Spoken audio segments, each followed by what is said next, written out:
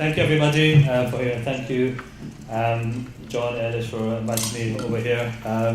Some of you may have seen some of these slides before, but really today I'm going to try to bring a little bit of positivity, where that may be, to where there are some emerging growth in the marketplace. Not to downplay the serious challenges that's already been elaborated, but there is a lot of detail on these slides.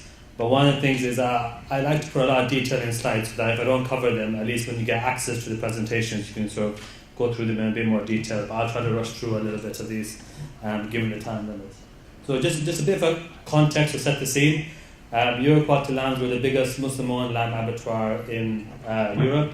My dad's been in the industry 45 years. We've been going in Craven Arms over 25 years. We're predominantly EU export-based. And we do electric head only stunning and traditional halal slaughter with glass stunning, depending on what the customers want. I'm managing director with MSc in meat science and technology from Bristol University. I also sit on the beef and lamb board on AHDB. I'm a director on the Trade Association of Independent Meat Suppliers, and I sit on the Halal Food Authority Impartiality Committee board as well. So I'm involved in a few different organisations, and today I'm mainly presenting about halal and touching upon the non-EU markets as well. So the UK halal market. So I'm going to keep on referring to the washes over here as well. Okay, so just like that. So very quickly, this is based on the last census in 2011. So 5% of the population in England or Wales, or 2.7%, is Muslim, and it's a very young demographic. 48% is under the age of 25, 88% is under the age of 50. And this is back in 2011. And that young demographic has reduced more since then. This is quite important. It's predominantly a South Asian heritage, which basically means Pakistani, Indian, Bangladeshi. That affects the type of cuisine influences that these consumers will cook at home, which affects their consumption habits. And AHTB did some studies, and there's links over there you can have a look through on consumer research about that. But in terms of consumption itself, put simply, meat is in the blood for Muslim consumer. AHTB study confirmed that primary proteins are poultry and sheep meat. So an estimated 20% of sheep meat in the UK is consumed by 5% of the population that's Muslim. Anecdotally, there's above average meat consumption levels on a per capita basis in the Muslim population. But if you look at the protein plate, it's around 60-65% poultry, 30-35% sheep meat, with only a little bit of beef in there, and obviously no pork. The younger generation, i.e. the second and third generation, compared to the first generation, which is more immigrant population trying to make a living and a life for themselves over here, the next third generation are more educated, more disposable income. They are eating out more, looking for better quality and looking for better variety. My mum and dad never thought about going out to restaurants. My wife insists we go out at least once a week. So it's just a different mindset of the younger generation now, and that is driving consumption and marketing habits in the marketplace. And halal mutton, the demand for halal mutton fundamentally underpins the EU trade. So estimates are about maybe 80-90% goes into the halal market of the EU trade. But in terms of market development, in the last 3 or 4 years, there's been an explosion in UK Muslim-facing festivals or events. So there was a halal food festival in London, 20,000 people attended that. There's a Muslim lifestyle show in London, again 20,000 people. Lifestyle Expo Manchester, 12,000 people. There are these dedicated events because there's been this growth in Muslims that want something different to what they're already used to at home. And here are some online market intelligence resources that have emerged from both from Dubai and from the UK to have a look at. I want to just touch upon this, but the EU halal market, the EU single market, we know is very, very important for the sheep industry.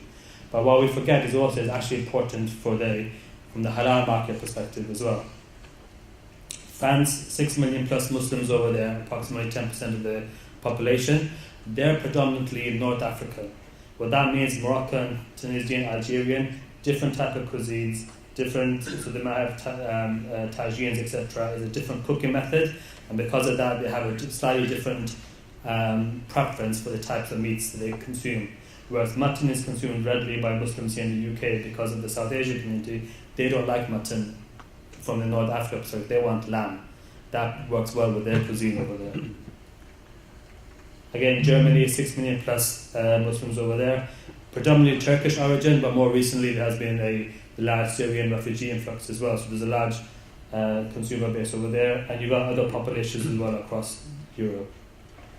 But not just Europe. In the world, global Muslim population is 1.8 billion, just under a quarter of the world's population. That's expected to rise to 2.2 billion by 2030.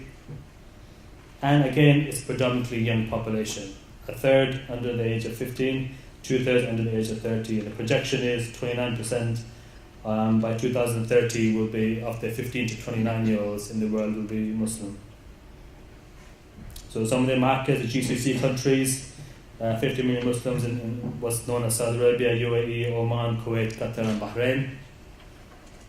The rest of MENA, which is Middle East and North Africa, which includes Tunisia, Algeria, etc., but also Iran, Turkey, Egypt, 265 million plus.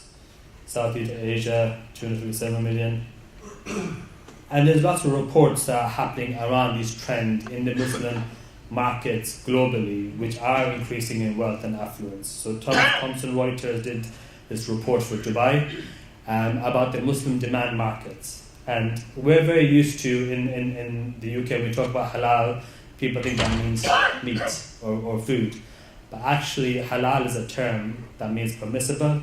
And it's actually applied to a wide range of sectors, which includes finance, clothing, travel, etc. So there's a whole sort of economy around this sort of Muslim demand segment that they've done a lot of work on. But when they did their recent study, which was again talking about the global halal spend, 1.3 trillion in 2017, up from 1.25 trillion, growing at 6.1% per annum, and forecast 1.9 trillion by 2023.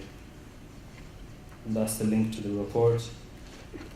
Very quickly, just some of the other obvious halal markets, but the less obvious halal markets globally. China, 22 to 50 plus million Muslims. There's not a census over there, but it's a small percentage, but given China's huge population, that actually amounts to a big number. USA, 2.3 million Muslims over there, same amount roughly as here in the UK. Canada, 1 million plus Muslims. I'll touch upon that in non-EU markets. Some of the drivers, so I've talked about the market and the Muslims, but when are the times that they're more likely to consume? Christmas and Easter.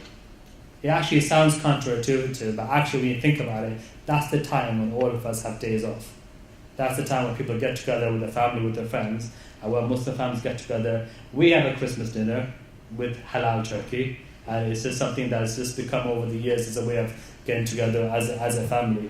But we do see an uptick in halal demand at those traditionally Christian festivals, if you like, but become more public holidays, Christmas and Easter.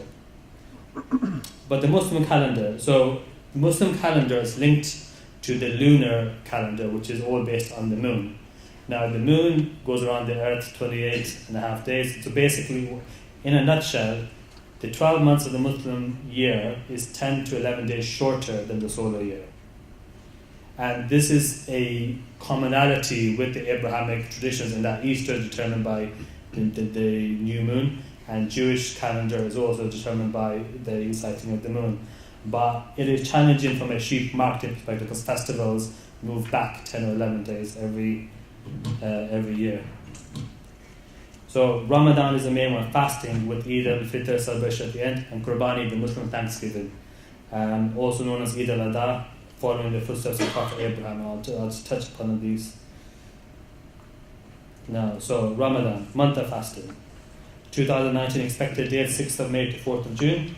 So no food and drink for able Muslims from dawn to sunset. That's 18 to 19 hours in the UK. The time is mainly supposed to spend in worship and in charity whilst you're fasting. The idea is, you're trying to be as close to God as possible, but you also have to remember the poor people who do not have food, so you try to give some money in charity for those people. But in terms of eating habits, when people open their fast, they open them together. So families, communities get together and open those fasts together, and there's lots of food and drink consumed. Do not think there's less food and drink consumed overall. They probably overindulge when they do open up their fast at the end, which probably defeats the whole objective of fasting, but becomes very, very social.